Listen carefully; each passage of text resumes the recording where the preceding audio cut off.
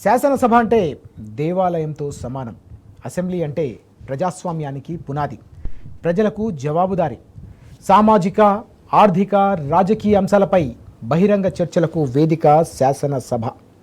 చట్టసభ అనగానే ఎవరికైనా సరే బై డిఫాల్ట్ ఒక రెస్పెక్ట్ వస్తుంది. సభ్యుల నుంచి వచ్చే విభిన్న అభిప్రాయాలను పరిగణలోకి తీసుకుంటుంది. ఎన్నికైన ప్రతి సభ్యుడికి సభలో మాట్లాడే హక్కుంది. అందరికీ సమాన అవకాశం కల్పించడం స్పీకర్ విధి.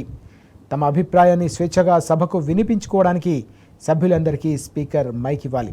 సభా పరిమితులకు లోబడి అందరికీ మైక్ కేటాయించాలి. మరి ఇప్పుడు తెలంగాణ శాసనసభ అలాగే ఉందా? అలాగే నడుస్తోందా? ఇప్పటి వరకు మనం చెప్పుకున్న పద్ధతులు, సంప్రదాయాలన్నీ తెలంగాణ అసెంబ్లీలో అమలవుతున్నాయా?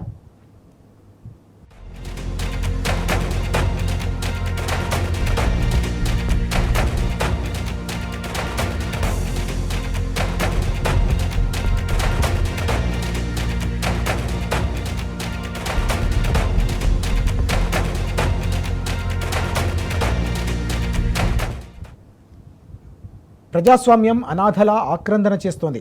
తన గౌరవాన్ని తగ్గిస్తున్నందుకు అసెంబ్లీ మౌనంగా రోధిస్తోంది. సభ్యులను తన హృదయం లోపల దాచుకుని వారి ప్రతిస్పందనలు వినే శాసనసభ ఇప్పుడు గుండెపోటుకు గురవుతోంది. విలువ తెలియని పాలకులు సభా సాంప్రదాయాలను చలిమంటల్లో కాలబెడుతున్నారు. అసెంబ్లీ పద్ధతులకు నిట్ట నిలువున పాతరేస్తున్నారు. సభ నడుస్తున్న తీరు చూసి డెమోక్రసీ తల్లడిల్లిపోతున్నది.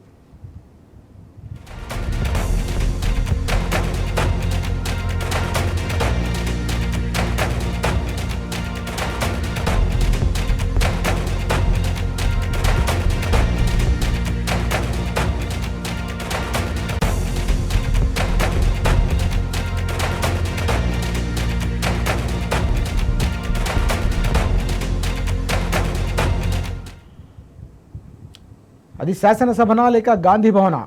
ఇదే నా అసెంబ్లీ నడిపే తీరు. అసెంబ్లీ నిర్వహణ అచ్చంగా సిఎల్పి. ప్రజలు ఎన్నుకున్న శాసనసభ్యుల హక్కులను సభా వేదికగా కాలరాస్తా ఉన్నారు. సభ్యుల న్యాయమైన హక్కుల్ని కబలిస్తూ రాజ్యాంగ ధిక్కారానికి పాల్పడుతోంది అధికార పార్టీ.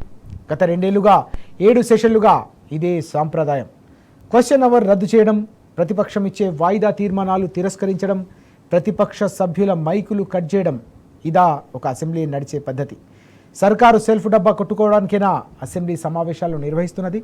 అందుకేనా ఇంత ప్రజాధనం దుర్వినియోగం చేస్తున్నది? పైగా ముఖ్యమంత్రిని తిడితే మైక్ ఇవ్వనంటున్నారు స్పీకర్. ఇదేనా పద్ధతి? క్వశ్చన్కు సంబంధించి మాట్లాడుతా అంటే మీకు మైక్ ఇస్తాను. మీరు ముఖ్యమంత్రిని విమర్శిస్తా అంటే నేను మైక్ ఇవ్వను. ముఖ్యమంత్రిని విమర్శిస్తా అంటే మైక్ ఇవ్వను. ప్లీజ్ మీరు కూర్చోండి. స్పీకర్ సభను బ్యాలెన్స్డ్గా నడపడం సభాపతి బాధ్యత. కానీ స్పీకర్ గారు పక్కా అధికార పార్టీ సభ్యుల్లా వ్యవహరిస్తే సభ్యులకు న్యాయం జరుగుతుందా? ప్రజాప్రతినిధుల హక్కులు నిలబడతాయా? స్పీకర్ గారు పదే మైక్ కట్ చేస్తే తమ నియోజకవర్గ సమస్యలను ప్రజాప్రతినిధులు ఎక్కడ చెప్పుకోవాలి? ఎవరికి చెప్పుకోవాలి? మా ఎమ్మెల్యే అసెంబ్లీలో ఏం చెప్తాడని ఎదురు చూసే ప్రజలను ప్రతిసారి ఇలా దగా చేస్తూనే ఉంటారా? క్వశ్చన్ అవర్ అనేదే లేకపోతే అసెంబ్లీ సెషన్కు అసలు అర్థం ఉందా? ఎమ్మెల్యేలు అసెంబ్లీకి వచ్చి ఏం లాభం? మీ గౌరవం కాపాడుతాం అంటే ఎవరో గౌరవం పాడుతుంది? ఈ శాసన వ్యవస్థ ఇది. ప్రతి సభ్యుడు గౌరవించబడాలా శాసనసభలో. పార్టీ ఈరోజు బీఆర్ఎస్ పార్టీ మాట్లాడుతుందంటే కేసీఆర్ గారు మాటనేది. ఈరోజు మా పార్టీ నుంచి మాట్లాడుతున్నామంటే మా పార్టీ సిద్ధాంతం, మా పార్టీ మాటలు, మా పార్టీ అనుభవం, మా నాయకుడు వారు అందరం కేసీఆర్లం. ఈరోజు సభలో మా పార్టీ అడిగిన ప్రశ్నలకు సమాధానం ఇవ్వవు. ఏ ఒక్క సమావేశం కూడా సంతృప్తిగా సంపూర్ణంగా పూర్తి చేయలేదు ఇప్పటివరకు కూడా. జవాబు చెప్పి ఇప్పటివరకు కూడా ప్రతిపక్షాలకి దొంగచాటున సభ వాదా వేసుకోవడం, వెళ్ళిపోవడం. వీళ్ళు చేసేది అంతే. ఏంటంటే అధికార మదంతో, అధికారం ఒక ఏమైందంటే కళ్ళు ఎత్తెక్కి మాట్లాడుతున్నారు వీళ్ళు. ఇంకా దిగలే లోపల. మాకు స్పీకర్ గారు మైక్ వేయగానే, సబ్జెక్ట్ రాగానే వారు కార్నర్గా అవుతుంటే మైక్ కట్. సభ్యులు మాట్లాడుతూ ఉంటే వీడియో, మా పైన ఉన్న వీడియో తీసి పక్కకి వేరే స్పీకర్ గారు షేర్ చూపిస్తారు. ఎందుకు అయిందా భయం నీకు? తప్పులను ఎత్తి చూపుతా ఉంటే తప్పులను చక్కదిద్దుకునే ప్రయత్నం చేస్తలేవు నువ్వు. రైట్. ఇక బీఏసీ కూడా ఒక ప్రహసనమే. బీఏసీ ఎప్పుడు ఏం నిర్ణయం తీసుకుంటుందో దేవుడికే తెలియాలి. బీఏసీ ఎజెండాను ఎమ్మెల్యేలకు ఇచ్చేందుకు కూడా సర్కార్కు భయమేనా? అర్ధరాత్రి 2 గంటలకా బీఏసీ ఎజెండా సభ్యులకు పంపేది? సభ ఎజెండా ఏమిటో అర్ధరాత్రి చెప్తే సభ్యులు ఎలా ప్రిపేర్ అవుతారు? ఇదేమైనా పరీక్షా పత్రమా? సరిగ్గా ఎగ్జామ్కు ముందు ఇదెక్కడి సాంప్రదాయం? కాంగ్రెస్ పార్టీ ఏమైనా అసెంబ్లీకి కొత్త రూల్ బుక్ రాసిందా?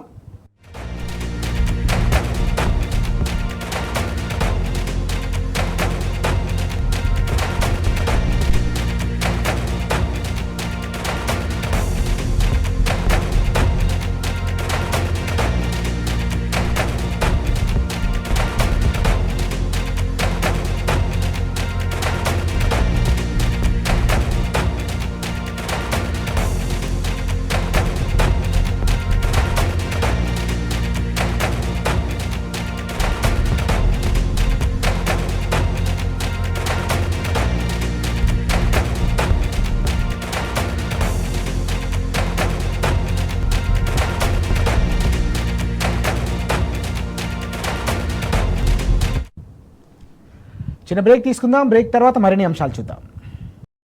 మారుపేరు. అక్కడ చిన్న పరుష పదం విడబడినా, సభ్యుల నోటి నుంచి పొరపాటున ఒక్క పదం అటూ ఇటూ దొర్లినా వెంటనే రికార్డుల నుంచి తొలగిస్తారు. సభలో సభ్యులంతా హుందాగా నడుచుకోవాలి, హుందాగా మాట్లాడాలి. ప్రతి ఒక్కరూ సభా మర్యాద పాటించాలి. అన్పార్లమెంటరీ లాంగ్వేజ్కు అక్కడ చోటు లేదు. అది ముఖ్యమంత్రి అయినా సరే, స్పీకర్ గారైనా సరే. కానీ తమకు మాత్రం ఈ రూల్స్ వర్తించమంటోంది అధికార పార్టీ. సభలో ముఖ్యమంత్రి ఇష్టం వచ్చినట్టు మాట్లాడొచ్చట, నోటికి ఏదొస్తే అది చెప్పొచ్చట. సభా నాయకుడంత మాత్రాన సీఎం శాసనసభలో అడ్డగోలుగా మాట్లాడొచ్చా? అసలు ఇలాంటి సాంప్రదాయం ఉందా? రేవంత్ రెడ్డిని విమర్శిస్తానంటే మైక్ మాత్రం కట్ చేస్తానని స్పీకర్ గారు అనడంలో మతలబేంటి? స్పీకర్ అసెంబ్లీకి కస్టోడియన్ కాదా? ప్రతిపక్షాలు ప్రభుత్వ తప్పులను సభలో నిలదీయకూడదా?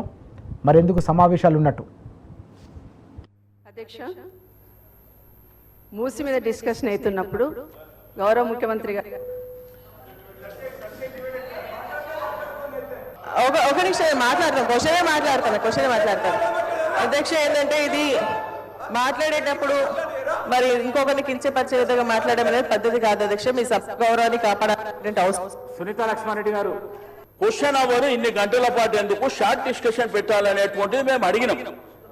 ఆ విషయం చెప్తుంటే వారి ఆవేశంతో మీ కడుపుల విషయం ఉంది, మిమ్మల్ని తీసుకుపోయి అనంతగిరి హాస్పిటల్. ఎల్ఏ మినిస్టర్ గారు, మేము అడిగిన ప్రశ్నలకు ఒక్కదానికి క్లారిఫికేషన్ లేదు. ఇది పూర్తిగా ప్రధాన ప్రతిపక్షం గొంతు నొక్కడం కాదు సార్. మాకెందుకు ప్రొటెస్ట్ చేయడానికి మైక్ ఇయ్యరు? Protest is our right, members right. Rule book లో స్పష్టంగా ఉంది. ముఖ్యమంత్రి గారు మాట్లాడుతూ ఏం మాట్లాడింది సార్? ఇప్పుడు ఆయన మాటలు అసలు మూసి కంపు కంటే ముఖ్యమంత్రి గారి మాటల కంపు ఎక్కువ ఉన్నది సార్. అది వినడం చాలా కష్టం.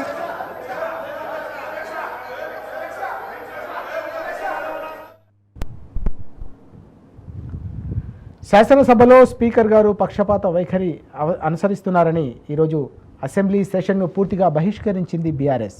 సభలో సీఎం స్పీకర్ వ్యాఖ్యలకు నిరసనగా వాకౌట్ చేసింది. అసెంబ్లీ నుంచి గన్ పార్కు కాలి నడకన వెళ్లారు బీఆర్ఎస్ శాసనసభ్యులు. ప్రభుత్వ తీరును నిరసిస్తూ ఆందోళన చేశారు. ప్రభుత్వం ప్రతిపక్షాల గొంతు నొక్కే ప్రయత్నం చేయడం సరికాదంటూ బీఆర్ఎస్ సభ్యులు నినాదాలు చేశారు. ఇదేమి రాజ్యం అంటూ పెద్ద ఎత్తున నినాదాలతో హోరెత్తించారు. ప్రజాస్వామ్యాన్ని కాపాడాలంటూ గన్ పార్క్ సాక్షిగా ఆవేదన వ్యక్తం చేసింది బీఆర్ఎస్.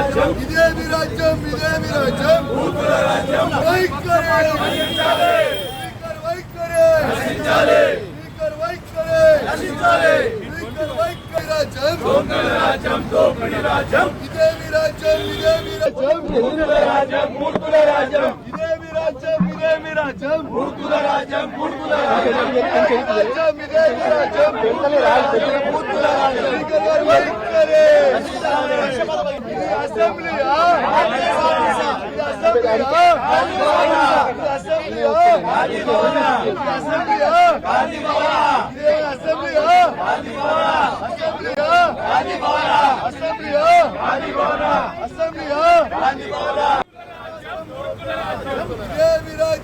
రాజ్యం మూర్ఖుల రాజ్యం మూర్ఖుల రాజ్యం ఇదేమి రాజ్యం ఇదేమి రాజ్యం మూర్ఖుల రాజ్యం ఇదేమి రాజ్యం ఇదేమి రాజ్యం మూర్ఖుల రాజ్యం మూర్ఖుల రాజ్యం ఇదే గారి వైఖరి ఇదేమి రాజ్యం ఇదేమి రాజ్యం మూర్ఖుల రాజ్యం మూర్ఖుల రాజ్యం ఇదేమి రాజ్యం ఇదే